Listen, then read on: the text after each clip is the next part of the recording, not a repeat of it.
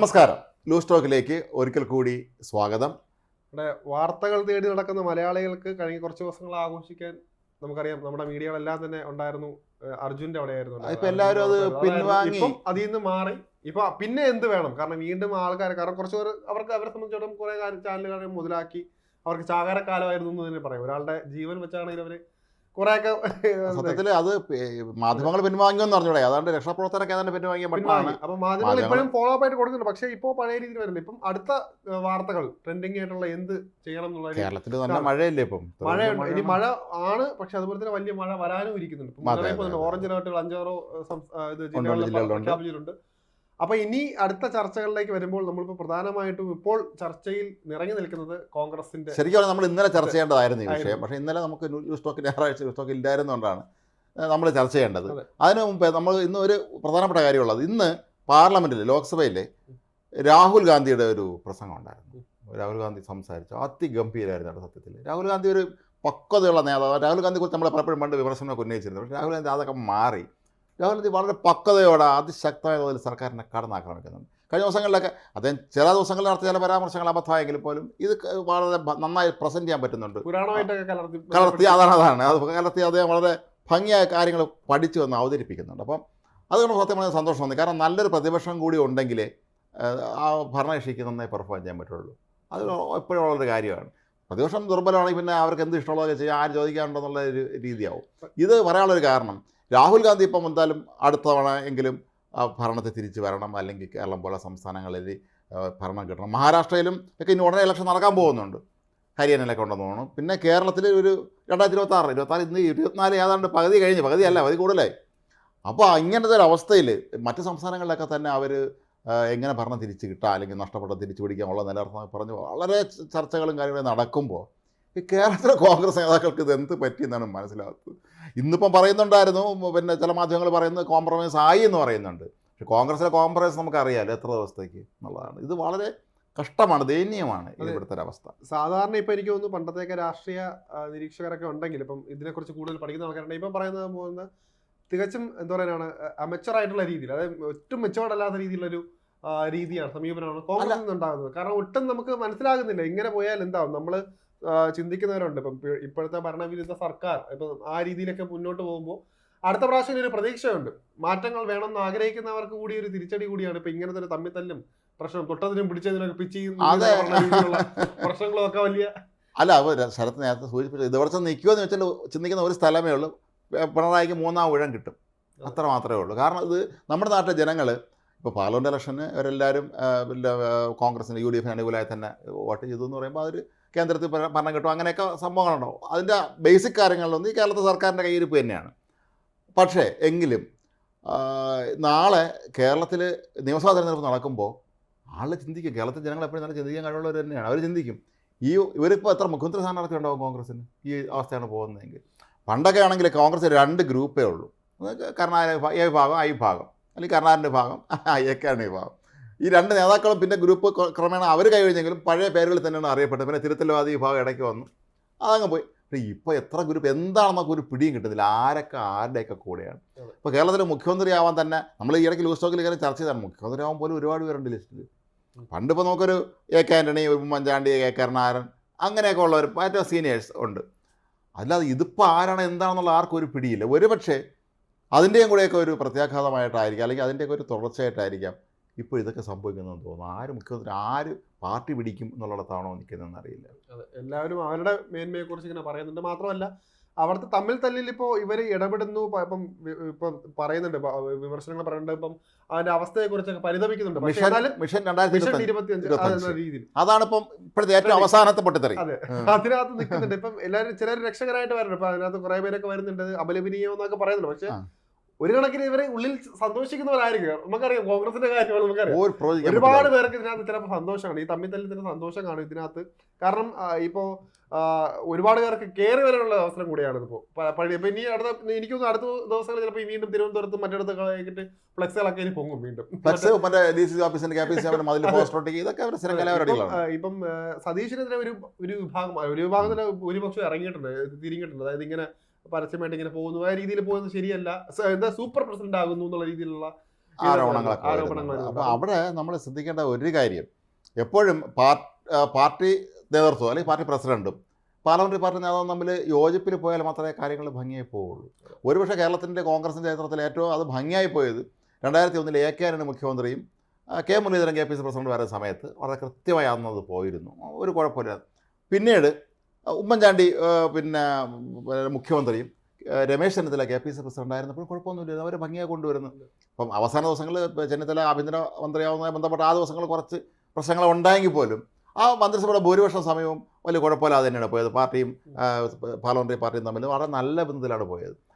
പക്ഷേ കെ കരുണാകരൻ്റെ കാലത്ത് നമുക്ക് അറിയാം, പലപ്പോഴും ആന്റണി ഭാവു ഇദ്ദേഹം തമ്മിലുള്ള തർക്കങ്ങൾ, ഗുസ്തി, അതൊക്കെ നമുക്കറിയാം. അതൊക്കെ കോൺഗ്രസിന് ഒരുപാട് ദോഷം ചെയ്തിട്ടുമുണ്ട്, അതൊരു സത്യമാണ്. പക്ഷേ അത് കാലം മാറിയിട്ട് അത് തന്നെ തുടരുക എന്ന് പറയുന്നത് ഇവർ ഏത് ലോകത്താണ് ജീവിക്കുന്നത് എന്നുള്ളത് മനസ്സിലാവുന്നില്ല. അല്ലെങ്കിൽ നമ്മുടെ ജനങ്ങളെക്കുറിച്ച് ഒരു അണ്ടർ എസ്റ്റിമേറ്റ് ചെയ്തിട്ടുണ്ട്. കാരണം പാർലമെന്റ് ഇലക്ഷൻ ഇത്രയും വലിയൊരു വിജയം കിട്ടി, എന്തായാലും അടുത്ത നിയമസഭയിൽ നമ്മൾ തന്നെ വരും, നമ്മൾ ഭരിക്കും. ഇവര് എനിക്ക് തോന്നുന്നു നേരത്തെ പറയുന്ന പോലെ തന്നെ സ്വയം കാര്യങ്ങൾ സ്വന്തം കാര്യങ്ങൾ നോക്കുക എന്നുള്ള രീതിയിൽ അപ്പുറത്തേക്ക് പാർട്ടിപരമായിട്ടൊരു നേട്ടം ഉണ്ടാക്കിയാൽ അതുവഴി ഇവർക്കൊരു നേട്ടം ഉണ്ടാകുന്നതിനെ കുറിച്ച് അവർ ചിന്തിക്കുന്നില്ല. ഇപ്പം ആദ്യം വേണ്ടത് ഇപ്പം കേരളത്തിൽ വീണ്ടും എങ്ങനെയെങ്കിലും വേരൂന്നുക എന്നുള്ളതാണ്. പോയ പ്രതാപം തിരിച്ചു പിടിക്കുക, എങ്ങനെയെങ്കിലും ഒന്ന് സജീവമായതിനു ശേഷം ഓരോരുത്തർക്കായിട്ട് ചിലപ്പോൾ അതിന്റെ ഭാഗമായിട്ട് ചിലപ്പോൾ നന്നാവുമായിരിക്കും. അങ്ങനെ നോക്കുന്നില്ല. ഇവിടെ ഞാൻ കയറണം, എന്റെ കൈ പിടിച്ച് ഇനി പാർട്ടിയും കയറാൻ പാടുള്ളൂ എന്ന രീതിയിലേക്ക് മുന്നോട്ട് പോയി കഴിഞ്ഞാൽ അവിടെ പതനമായി. ഇവിടെ ഏറ്റവും ശ്രദ്ധിക്കേണ്ടത് ഒരാൾ വി ഡി സതീശൻ തന്നെയാണ്. അദ്ദേഹം കുറച്ചും കൂടെ ഒരു അവസാനത്തോട് പെരുമാറുന്നതാണ് എപ്പോഴും നല്ലത്. കാരണം KP സുധാകരനെ നിരന്തരമായി ഇപ്പോൾ ഒരു വെല്ലുവിളിക്കുമ്പോഴാണ് തോന്നുന്നത് അങ്ങോട്ട് കാണുമ്പോൾ. പണ്ടത്തെ അപേക്ഷ നേരത്തെ എനിക്ക് തോന്നിയിട്ടുണ്ട്, നേരത്തെയൊക്കെ ആയാലും പോലും ഒരു പാർട്ടിയിൽ ഒരു പദവി ഏൽപ്പിച്ചു കഴിഞ്ഞാൽ ആ ഒരു പദവിയോട് പലരും ഇപ്പൊ പരസ്യ ഇതില്ലെങ്കിൽ പോലും ഒരു ബഹുമാനം പറയും. പക്ഷേ ഇത് പലപ്പോഴും പരസ്യമായിട്ട് മാധ്യമങ്ങൾക്ക് മുന്നിൽ പോലും ഒരു കലഹം സൃഷ്ടിക്കുന്നു. ഇപ്പൊ നമുക്കറിയാം, ഇപ്പൊ ഒരു പാർട്ടിയുടെ ചുമതല, ഇപ്പൊ ഏതൊരു ഇവിടെ ആയാലും നമുക്ക് ചുമതല ഉണ്ടെങ്കിൽ അതനുസരിച്ചുള്ള ഒരു പ്രോട്ടോകോൾ പോലെ ഒരു രീതി കാണുമല്ലോ. അതനുസരിച്ചുള്ള ഒരു രീതി നമുക്ക് ഈ സതീശന്റെ രീതിയും നമുക്ക് കണ്ടിട്ടില്ല, കാണാൻ സാധിച്ചിട്ടില്ല. പരസ്യമായിട്ട് പോലും ഇപ്പോൾ സുധാകരനൊക്കെ കടന്നാക്രമിക്കുന്ന പല കാര്യങ്ങളും പറയുന്നു, പരിഹസിക്കുന്ന രീതിയിലൊക്കെ പറയുന്നു. ഇതൊക്കെ കണ്ടുകഴിഞ്ഞാണ് അതിനകത്തൊരു വ്യത്യാസങ്ങൾ.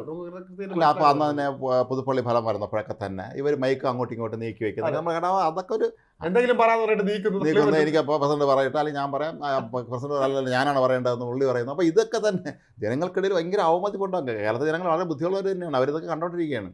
അപ്പോൾ നാളെ ഇവർക്ക് ഭരണം കൂടെ കൊടുത്താൽ ഈ പിണറായി അപ്പുറത്തെ അവസ്ഥയായിരിക്കും എന്നുള്ള ചിന്ത ജനങ്ങളിൽ വന്നാൽ അവരെ കുറ്റം പറയാൻ പറ്റില്ല. അത് വളരെ ശ്രദ്ധിക്കേണ്ട കാര്യമാണ്. മാത്രമല്ല, കഴിഞ്ഞ ലോക്സഭാ തെരഞ്ഞെടുപ്പിലും UDF തന്നെയായിരുന്നു നേട്ടം കേരളത്തിൽ 2019. പക്ഷേ നിയമസഭ ഒന്നും തിരിച്ചായി. മാർക്സിസ്റ്റ് പാർട്ടിയെ സംബന്ധിച്ച് ഈ മാർക്സിസ്റ്റ് പാർട്ടിയെയും ഇവർ അണ്ടർ എസ്റ്റിമേറ്റ് ചെയ്ത് പലപ്പോഴും കാണാറുണ്ടെന്ന് തോന്നിയിട്ടില്ല. കാരണം അവരെ സംബന്ധിച്ച് അവർക്ക് അവരെന്തൊക്കെ വിമർശിക്കുമ്പോഴും കൃത്യമായ പാർട്ടി ചട്ടക്കൂട് അവർക്കുണ്ട്. അത് ഫലപ്രദമായി പ്രയോഗിക്കാൻ അവർക്കറിയാം. അവരെ നേതൃത്വത്തിനെതിരെയൊന്നും പരസ്യമായിരുന്നു ആരും ഇപ്പം കുറച്ച് പേര് വന്നെങ്കിൽ പോലും ഇതുപോലത്തെ അവസ്ഥ വരില്ല. മാത്രമല്ല, ഇപ്പോൾ ഈ ഉണ്ടായിക്കൊണ്ടിരിക്കുന്ന നെഗറ്റീവ് ക്യാമ്പയിനും അല്ലെങ്കിൽ ഈ ഒരു ഇതൊക്കെ അവർക്ക് സൈബർ അറ്റാക്ക് ഇവര് വരുന്ന പാർട്ടിക്കെതിരെ വരുന്ന എല്ലാം അവർ നിഷ്കരണം അതൊക്കെ കടന്നു കഴിഞ്ഞ് സുഖമായിട്ട് വരും. അതായത് നമുക്ക് മനസ്സിലാവും, ഇപ്പൊ ഒരു കിറ്റ് ഇറക്കുന്ന നേരത്തെ കിറ്റ് പ്രഖ്യാപിച്ചു കഴിക്കും. അത് ഇവിടെ മാർക്സിസ്റ്റ് പാർട്ടി അല്ലെങ്കിൽ ഈ ഒരു സർക്കാർ, പിണറായി സർക്കാർ കിറ്റൊക്കെ പ്രഖ്യാപിച്ചു കഴിയുമ്പോഴും മറുവശത്ത് ഇപ്പൊ ഇനി തദ്ദേശ ഇലക്ഷന് ഇനി ബക്കറ്റ് കൊണ്ട് ഇറങ്ങി നിൽക്കുകയാണ് കോൺഗ്രസ് പാർട്ടിയാണ്. അത് ഇപ്പൊ പറയുന്നത് ഓരോ വാർഡ് 1.5 ലക്ഷം രൂപ വീതം പിരിക്കണം എന്നുള്ള രീതിയിലേക്ക് അവരെ അവസ്ഥയിലേക്ക് ഇറങ്ങിയിട്ടുണ്ട്. അപ്പൊ അതാണ് നോക്കുന്നത്, നമുക്ക് ഉള്ളത് കൊടുക്കാനില്ല, പക്ഷെ കൈയിട്ട് ഇപ്പൊ നമുക്ക് എന്തെങ്കിലും വാങ്ങാനേ ഉള്ളൂ. പലരും പറയാറുണ്ട് കോൺഗ്രസ് നേതാക്കളുടെ കയ്യിൽ പണമുണ്ട്, പാർട്ടിയുടെ പണമില്ലാതെ പലരും പറയുന്നില്ല. അപ്പോൾ ഒരുപാട് കാര്യങ്ങളുണ്ട്. ഇപ്പോൾ നമുക്ക് ഒരു കാര്യം നമുക്ക് ചിന്തിച്ച് നോക്കാം. അപ്പോൾ സുധാകരനെ സംബന്ധിച്ച് ഇതിന് ആരോഗ്യ പ്രശ്നങ്ങളുണ്ടെന്നാണ് ഇവരൊക്കെ പറയുന്നത്. അങ്ങനെ പ്രശ്നങ്ങളുണ്ടെങ്കിൽ പോലും അങ്ങനെ പരസ്യമായി അത് വളരെ വ്യാപകമായ തോതിൽ പ്രചരിപ്പിക്കുന്ന കാര്യത്തിൽ കോൺഗ്രസ്സുകാരാണ് മുന്നിൽ നിന്നിട്ടുള്ളത്. സുധാകരൻ ആരോഗ്യ പ്രശ്നമുണ്ട്, അങ്ങനെ എന്തോ ഓർമ്മിക്കത്തില്ല, അങ്ങനെ എന്തൊക്കെ പറഞ്ഞ് അപ്പോൾ ഒരുപക്ഷെ അദ്ദേഹം പാർലമെന്റ് ഇലക്ഷൻ തോക്കും എന്നുള്ള അവസ്ഥ നമ്മൾ അങ്ങനെ ഒരു രീതിയിൽ ചിന്തിച്ച് വെച്ചിരുന്നു. പക്ഷേ സുധാകരൻ വൻ ഭൂരിപക്ഷനാണ് ജയിച്ചത് എന്ന് മാത്രമല്ല, പിണറായിയുടെയും ഗോവിന്ദ മാഷിൻ്റെയൊക്കെ തട്ടകത്തിൽ സുധാകരൻ വൻ വിജയം നേടി മുന്നേറി വന്നു. അപ്പോൾ ഇപ്പം നമ്മളെ രാജ്യത്തെ PCC പ്രസിഡന്റുമാരുടെ ലിസ്റ്റ് എടുക്കുമ്പോൾ അഭിമാനത്തോടെ ഹൈക്കമാൻഡിൻ്റെ മുന്നേക്ക് ചെല്ലാൻ പറ്റുന്ന ഒരാൾ സുധാകരനാണ്. കാരണം ഇവിടെ എത്ര സീറ്റ് നേടിയ ഒരാളാണ് ഒറ്റയ്ക്ക്, മനസ്സിലായി. അപ്പോൾ അങ്ങനെയുള്ള ഒരാളിനെ ഒരു സുധാകരനാണെങ്കിൽ അവർക്കാണെങ്കിൽ മാറ്റാം. അതൊക്കെ പാർട്ടി അവരെ പണ്ടുമൊക്കെ എനിക്ക് സംഭവിച്ചിട്ടുണ്ട്. പക്ഷേ അല്ലെങ്കിൽ 2 പദവി വെച്ചുകൊണ്ട് ബുദ്ധിമുട്ടാണെന്നൊക്കെ പറയാം. പക്ഷേ പകരം ആരെ കൊണ്ടുവരും എന്നുള്ളതാണ് ഇതിൻ്റെ. ഇടയ്ക്ക് ഒരു വാർത്ത കേട്ട് AP അനിൽകുമാറിന് എന്തോ KPCC പ്രസിഡന്റ് നടത്തുന്നുണ്ട്. അത് AP അനിൽകുമാർ മോശക്കാരൻ നമ്മൾ പറയുന്നില്ല, AP അനിൽകുമാർ എടുക്കുന്നത് തന്നെ. പക്ഷേ അതിനേക്കാൾ സീനിയോറിറ്റിയുള്ള എത്രയോ പേര് മുരളീധരനില്ലേ. അതെ, വ്യക്തിപ്രഭാവമാണ് ഏറ്റവും വലിയൊരു ഘടകമാണ്. ഇപ്പം എല്ലാ പാർട്ടിയും നിലനിൽക്കുന്നുണ്ട്. ഇപ്പം നമുക്ക് പറയാം, ഇടതുപക്ഷത്തിൽ നിന്ന് ഇപ്പം LDF നിന്നാണെങ്കിലും തന്നെ പിണറായി വിജയന്റെ ഒരു മുഖം കൊണ്ടാണ് ഇപ്പോഴും അവർ പിടിച്ചിരിക്കുന്നത്. ആ ഒരു ഇമേജ് പോയി കഴിഞ്ഞാൽ പിന്നെ ആരുണ്ട് രണ്ടാമതായിട്ട് പറയുന്നില്ല, ആരുമില്ല. അതുപോലെ തന്നെ ഇപ്പം നമുക്ക് നേരത്തെ ഉമ്മൻചാണ്ടി എന്ന വലിയൊരു മുഖം, ജനകീയ മുഖമുണ്ട്. അത് കാരണമാണ് ആൾക്കാർ അത്രയും അടുത്തോണ്ടിരുന്നത്. ഇപ്പൊ ആ ഒരു മുഖം നഷ്ടപ്പെട്ടിരിക്കുന്നു. ഇനി ആര്? അടുത്ത ചോദ്യം. പിന്നെ വരുന്നത് കെ സുധാകരനെ പോലുള്ള ആൾക്കാരാണ്. അപ്പൊ അവരെയൊന്നും പോയി കഴിഞ്ഞാൽ പിന്നെ കാര്യങ്ങൾ അതാണ് ഈ വ്യക്തിപ്രഭാവം കൊണ്ടാണ് ഒരു പാർട്ടി സത്യം പറയുന്നത്. അത് ഹീറോയ്ക്ക് ഒരു ഇമേജ് വേണം. സുധാകരനെ സംബന്ധിച്ച് സുധാകരൻ അണികൾ, സ്വന്തമായ അണികളുള്ള ആൾ തന്നെയാണ്. അവിടെ വെച്ച് നമ്മൾ കമ്പയർ ചെയ്യുമ്പോൾ വി ഡി സതീശനും സുധാകരനും കൂടെ കമ്പയർ ചെയ്യുമ്പോൾ അവിടെ ഒരിക്കലും സുധാകരനോളം എത്താറില്ല വി ഡി സതീശൻ. രാഷ്ട്രീയ പാരമ്പര്യം വെച്ചായാലും സുധാകരന് പറയാൻ ഒരുപാടുണ്ട് അങ്ങനെ വെച്ച്. തീർച്ചയായും. മാത്രമല്ല ഇപ്പം കമ്പാരിറ്റീവ് പ്രായം കുറവാണ് അദ്ദേഹത്തിന്. മാത്രമല്ല അദ്ദേഹം പാർട്ടി പദവികൾ അധികം കൈകാര്യം ചെയ്തിട്ടുള്ള ആളല്ല വി ഡി സതീശൻ. ഇപ്പോൾ KSU സംസ്ഥാന പ്രസിഡന്റ്, യൂത്ത് കോൺഗ്രസ് സംസ്ഥാന പ്രസിഡന്റ്, അങ്ങനെയൊന്നും ഉള്ള കുറച്ച് വന്നിട്ടുള്ള ആളാണ് അദ്ദേഹം. പാർട്ടി പണ്ടുള്ള നേതാവ് തന്നെയാണ്. പക്ഷേ ഈ പാർട്ടി പദവികൾ വഹിച്ച് വരുന്നവരെ സംബന്ധിച്ചിടത്തോളം അവർക്ക് കുറച്ചും കൂടി കാര്യങ്ങൾ മാനേജ് ചെയ്യാനുള്ളൊരു കഴിവ് എപ്പോഴും ഉണ്ടാവും.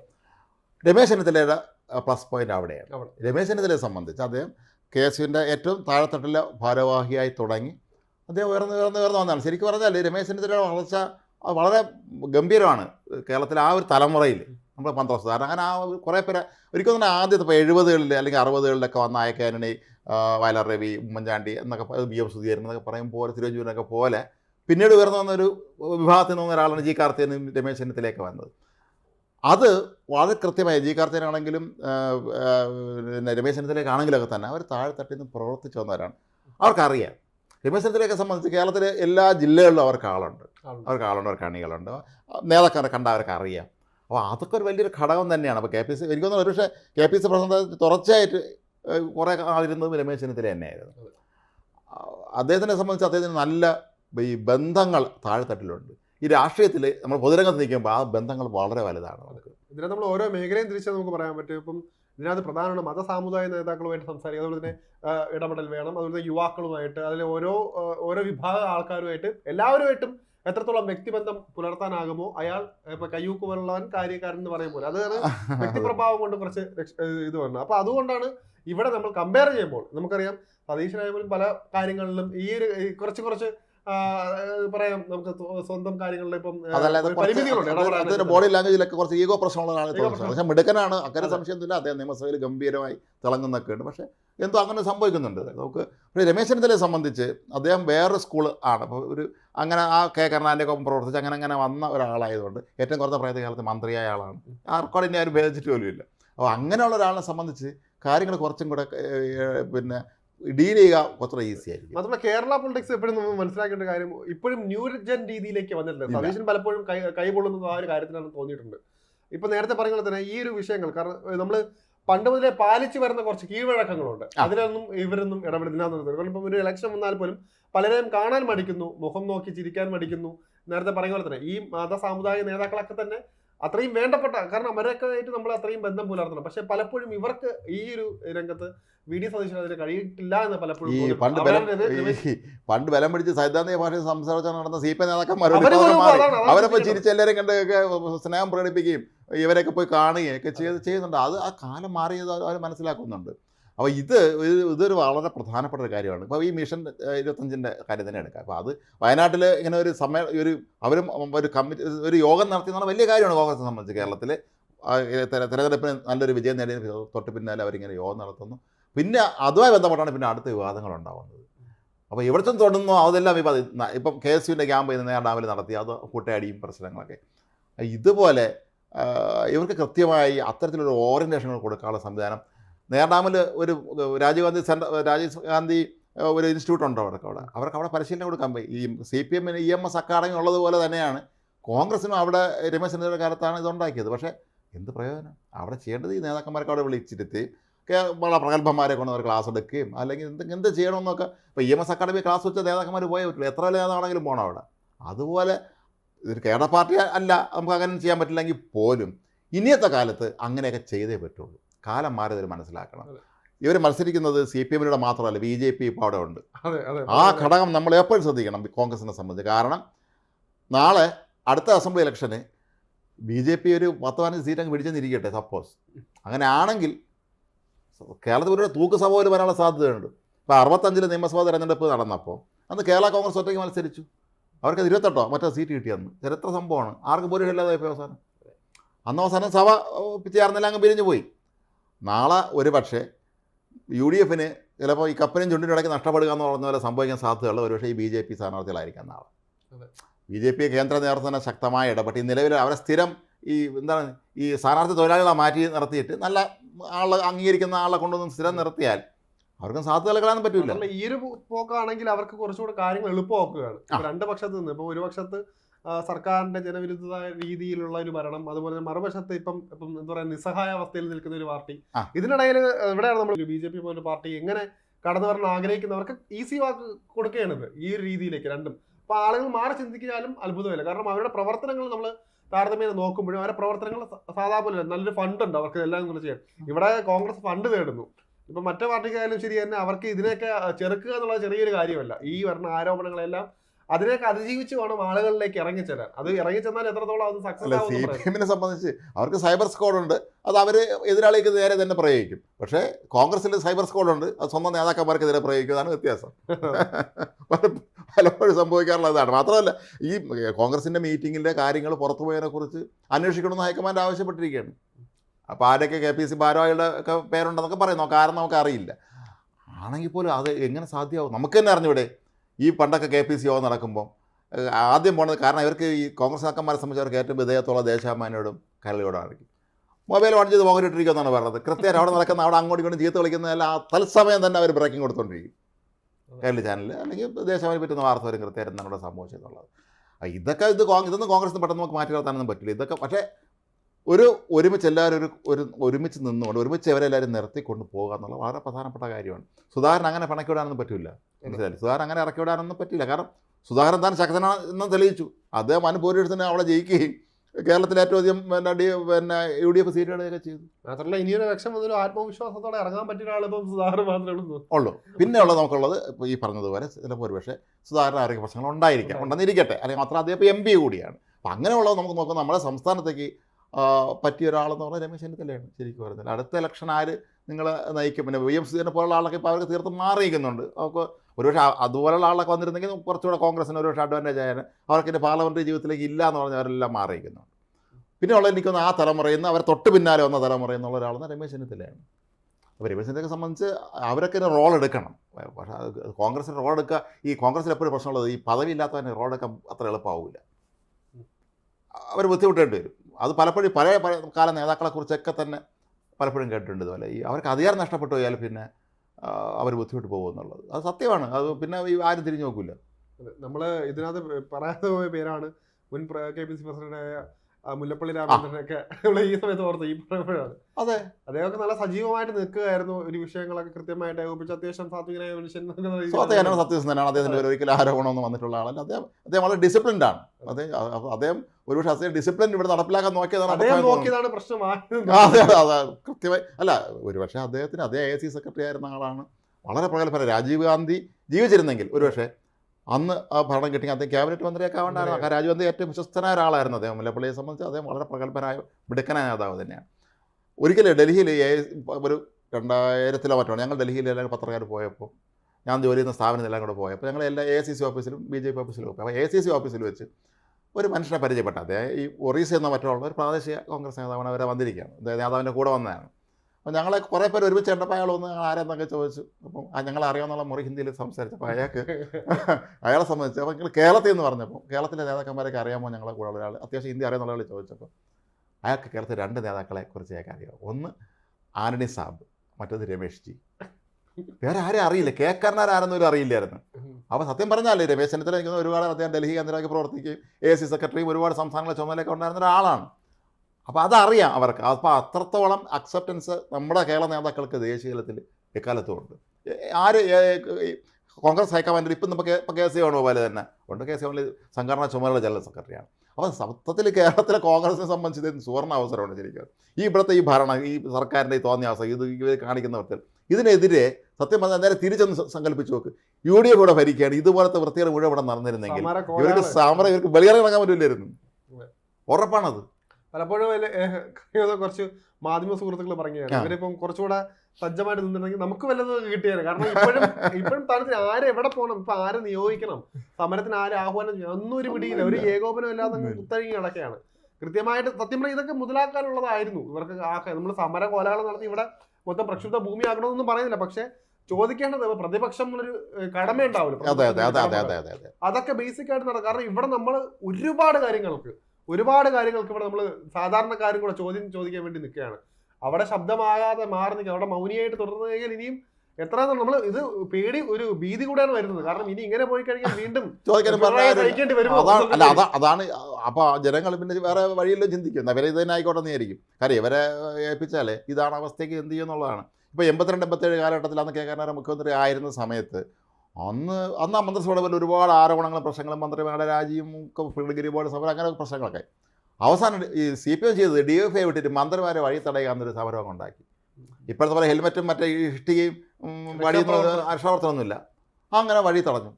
ആ കേരളത്തിൽ വലിയ പ്രശ്നമായിരുന്നു. മന്ത്രിയെ വഴി തടഞ്ഞ് ഇപ്പോൾ പാറശാല അന്ന് മന്ത്രിയാണ് സുന്ദരനാടാരെ വഴി തടഞ്ഞ കൂട്ടത്തിൽ പിന്നീട് സ്പീക്കറൊക്കെ എം വിജയകുമാറിനൊക്കെ ആദ്യം ഭീകരമായ മർദ്ദനമേറ്റിരുന്നു. അദ്ദേഹം അഖിലേന്ത്യാ പ്രസിഡന്റ് പറ്റുമായിരുന്നു ഈ DFIയുടെ. അതുപോലെ പലയിടത്തും. പക്ഷേ കെ.കരുണാകരൻ തടഞ്ഞിട്ടില്ല കേട്ടോ. മന്ത്രിമാരെന്ന് വെച്ചാൽ മുഖ്യമന്ത്രി ഒരു മാറ്റി നിർത്തി. കാരണം കെ.കരുണാകരൻ്റെ കാറിൻ്റെ സ്പീഡ് അവർക്ക് നന്നായിട്ട് അറിയാം. വന്നാലേ തടയാൻ പറ്റില്ലെന്നവർക്ക് നന്നായിട്ട് അറിയാം. ബെൻസിലാണ്. കാരണം മുഖ്യമന്ത്രി എപ്പോഴും അതേ ബെൻസിൽ സഞ്ചരിക്കും. മാത്രമല്ല അത്ര സ്പീഡിലാണ് വരുന്നത്. കെ.കരുണാകരൻ സ്പീഡിൻ്റെ ഒരാളാണ്. അതിൻ്റെ കാർ തടയാൻ പോയ സംഗതി വശക്കേടാവുമെന്നറിയാം. അപ്പോൾ അതുകൊണ്ട് തടഞ്ഞിട്ടില്ല. എങ്കിൽ പോലും ഞാൻ പറയുന്നത് അത്തരം കാര്യങ്ങളൊന്നും ആലോചിച്ചാൽ പോരെ. ഇവർ ഭരണകക്ഷിയായിരിക്കും, പ്രതിപക്ഷം നടത്തിയ സമരങ്ങൾ എത്രയോ സമരങ്ങളുണ്ട്, ഇത്ര വലിയ സമരങ്ങളുണ്ട്. ഇന്ന് ഈ ആ മന്ത്രിസഭയൊക്കെ ചെയ്തിട്ടുള്ള കാര്യങ്ങൾ അല്ലെങ്കിൽ അവർ കാണിച്ചുള്ള തെറ്റുകൾ അബദ്ധങ്ങൾ വെച്ച് നോക്കുമ്പോൾ ഉണ്ടല്ലോ, ഇന്നത്തെ ഈ സർക്കാർ കാണിക്കുന്ന ഓരോ കോപ്രായങ്ങൾ വെച്ച് നോക്കുമ്പോൾ ഒന്നുമല്ലത്. സത്യം പറഞ്ഞാൽ ഒരു പ്രക്ഷോഭ പരമ്പര ഇവിടെ നടത്തേണ്ട സമയം കഴിഞ്ഞു പോയി. BJP സംബന്ധിച്ച് അവരുടെ യുവ നേതാക്കളൊക്കെ ചടങ്ങിന് വേണ്ടി ഒരു സംഘടന മുന്നേ സമരം നടത്തി, മറ്റേ എന്താണ് വാട്ടർ ക്യാനും വെച്ച് എല്ലാവരും വെള്ളം അടിച്ച് കുളിക്കുന്നു, എല്ലാവരും തിരിച്ചങ്ങ് പോകുന്നു, അത്രേ സംഭവിക്കുന്നുള്ളൂ. പക്ഷെ അതല്ലാതെ ഒരു സമര പരമ്പര നടത്താനോ ഇതൊന്നും തന്നെ കോൺഗ്രസിന് കഴിയുന്നില്ല കേരളത്തിൽ. അപ്പോൾ അത് എല്ലാവരും ഒരുമിച്ചുണ്ട്. ഇപ്പോൾ കെ.സുധാകരൻ നമ്മളെടുക്കാനാണ്, VD സതീശനുണ്ട്, മുരളീധരനുണ്ട്, രമേശ് ചെന്നിത്തലുണ്ട്. ഇവരെല്ലാം ഉള്ളപ്പോൾ ഇത്രയും വലിയൊരു നേതൃത്വ നിര മുകളിൽ കോൺഗ്രസ് നിൽക്കുമ്പോൾ ഒന്നും സംഭവിക്കുന്നില്ല എന്നുള്ളത് നമുക്ക് അത്ഭുതമായി തോന്നുന്നുണ്ട്. ഇത് പക്ഷേ വീണ്ടും നമ്മൾ ഒരുപാട് തവണ കണ്ടതാണ്. ഇപ്പോൾ ഇവർ തമ്മിലുള്ള പ്രശ്നം വരുന്നു, അതിനുശേഷം മാധ്യമങ്ങൾക്ക് മുന്നിൽ ഒരുമിച്ച് വരുന്നു, ഇനിയും അതിനേക്ക് സംഭവിക്കാം. ഇന്നിപ്പോൾ എല്ലാവരും കോംപ്രമൈസ് ആയെന്ന് പറയുന്നു. വീണ്ടും രണ്ടുപേരും ഒരുമിച്ച് വരും, കെട്ടിപ്പിടിക്കും, വീണ്ടും കഴിയും. കുറേ ദിവസം കഴിയുമ്പോൾ വീണ്ടും ഇത് തന്നെ അകത്ത്. ഇപ്പോൾ നമ്മൾ പുറമേ നമ്മൾ കാണുന്നത് ചിലപ്പോൾ തിരിച്ചു കളിച്ചൊക്കെ ആണെങ്കിലും അകത്ത് അടി നല്ല രൂക്ഷമായിട്ട് കാണും. അതൊക്കെ ആണല്ലോ. അല്ല അതൊക്കെയാണ് ഇവരുടെയൊക്കെ പ്രശ്നം. ഇതിനൊരു പരിഹാരം ഉണ്ടാക്കിയേ പറ്റുള്ളൂ. അല്ലെങ്കിൽ ഇപ്പോൾ ശശി തരൂരിനെ പോലുള്ളവരെ കേരള രാഷ്ട്രീയം സജീവമാക്കണം. രമേശ് അത് അടുത്ത പ്രശ്നമുണ്ട്. രമേശ് ചെന്നിത്തലയുണ്ട്. ശരിക്കും പറഞ്ഞാൽ ഇവരൊക്കെ അവരെ റോൾ എടുക്കണം. കാരണം ഹൈക്കമാൻഡ് ഈ റിപ്പോർട്ട് എഡിറ്റുന്ന ഒരു കാര്യമില്ല. കാരണം കേരള രാഷ്ട്രീയത്തിന് വളരെ വിചിത്രവും സങ്കീർണവുമായ വേറൊരു സംഭവമാണ് കേരളത്തെ, പ്രത്യേകിച്ച് കോൺഗ്രസ് രാഷ്ട്രീയം മറ്റു സംസ്ഥാനങ്ങളെ പോലെയല്ല. അപ്പോൾ അതുകൊണ്ട് തന്നെ പക്ഷേ കേരളത്തിലെ കോൺഗ്രസ് നേതാക്കൾക്ക് വലിയൊരു പ്രത്യേകതയുണ്ട്. ഉത്തരേന്ത്യയിലെ മറ്റു നേതാക്കളെ അപേക്ഷിച്ച് ഇവർ ജനകീയ നേതാക്കളാണ്. ഇവർ ഇലക്ഷനിൽ നിന്നാൽ ജയിക്കും. കേരളത്തിലെ നേതാക്കളൊക്കെ അപൂർവം പേരെ തോറ്റിട്ടുള്ളൂ. പക്ഷേ വടക്കേന്ത്യയിലെ പലരും ഈ പാർലമെൻറ്റിൽ എത്തുന്ന രാജ്യസഭ വഴിയാണ്. ലോക്സഭയിൽ നിന്ന് കെട്ടിവെച്ച കാശ് കിട്ടാത്തവരാണ് ഈ അവിടെ ഹൈക്കമാൻഡിൽ ഇരിക്കണം ഭൂരിപക്ഷം പേരും. അപ്പോൾ KC വേണുഗോപാൽ പക്ഷേ അവിടെ സംഘടനാ ജനറൽ സെക്രട്ടറി ആണെങ്കിൽ അദ്ദേഹം കേരളത്തിൽ നിന്ന് അദ്ദേഹം നിഷ്പ്രയാസം ജയിക്കും. AK ആൻ്റണി, ഉമ്മൻചാണ്ടി, അല്ലെങ്കിൽ ഇപ്പോൾ ഇവരെല്ലാവരും ഈ കേരളത്തെ കോൺഗ്രസ് നിര എന്ന് പറയുന്നത് അവരെവിടെ നിന്നാലും ജയിക്കും. അതിനുള്ള കഴിവുള്ളവരാണ്, ജനകീയരാണ് അവർ. ആ ഒരു കാലഘട്ടത്തിലേക്ക് തിരികെ വന്നില്ലെങ്കിൽ കേരളത്തിലെ കോൺഗ്രസിൻ്റെ അവസ്ഥ വളരെ പരിതാപകരമായിരിക്കും. എന്ന് മാത്രമല്ല, മൂന്നാം ഊഴം പിണറായിക്ക് വീണ്ടും കിട്ടുകയും ഇപ്പോൾ നടത്തിയതിൻ്റെ ഇരട്ടി ശക്തിയോടുകൂടി അവർ കൂടുതൽ പരാക്രമങ്ങൾ ഞങ്ങൾക്ക് പേര് നടത്തുകയും ചെയ്യും. അത് ഉറപ്പാണ്. പക്ഷേ അതിന് കോൺഗ്രസ് നേതൃത്വം ഇപ്പോൾ ശക്തമായ നടപടി സ്വീകരിക്കണം. കാരണം രാഹുൽ ഗാന്ധി പാർലമെൻറ്റിൽ പെർഫോം ചെയ്യുന്നത് പോലെ തന്നെ അദ്ദേഹം കേരളം രാഹുൽ ഗാന്ധി ഒരട്ടെ MP ആയിരുന്ന സ്ഥലമാണ്, രണ്ടാമത് ജയിച്ച സ്ഥലമാണ്. ഇപ്പം പ്രിയങ്ക ഗാന്ധി മത്സരിക്കാൻ പോകുന്നതൊക്കെ പറയുന്നുണ്ട്. അപ്പോൾ അത് പ്രത്യേകം ശ്രദ്ധ കൊടുക്കണം. കാരണം സൗത്ത് ഇന്ത്യയിൽ കോൺഗ്രസിന് ഏറെ സാധ്യതകളുള്ള ഒരു സംസ്ഥാനം, അതിൻ്റെ പാരമ്പര്യമുള്ള അവരുടെ നേതാക്കളുള്ള ഒരു സംസ്ഥാനം തന്നെയാണ് കേരളം. ഇത് ഇപ്പോൾ ഇവർ കാണിക്കുന്നത് സത്യം പറഞ്ഞാൽ പിണറായിക്ക് മൂന്നാം ഊഴം കൊടുക്കാൻ മാത്രമേ സഹായിക്കൂ. അതിന് രമേശ് ചെന്നിത്തലയെ പോലെയുള്ള ആളുകൾ തന്നെ അവർ മുൻകൈ എടുത്ത് അവർ മുന്നിട്ട് ഇറങ്ങി കാര്യങ്ങൾ നിയന്ത്രിക്കണം. അതല്ലെങ്കിൽ ഇത് വളരെ അവസ്ഥത്തിലേക്കായിരിക്കും കോൺഗ്രസ് പോവുക. ഒപ്പം കേരളത്തിലെ ജനങ്ങളെയും അത് ഗുരുതരമായി ബാധിക്കും എന്നുള്ള കാര്യത്തിൽ യാതൊരു സംശയവുമില്ല. നമസ്കാരം.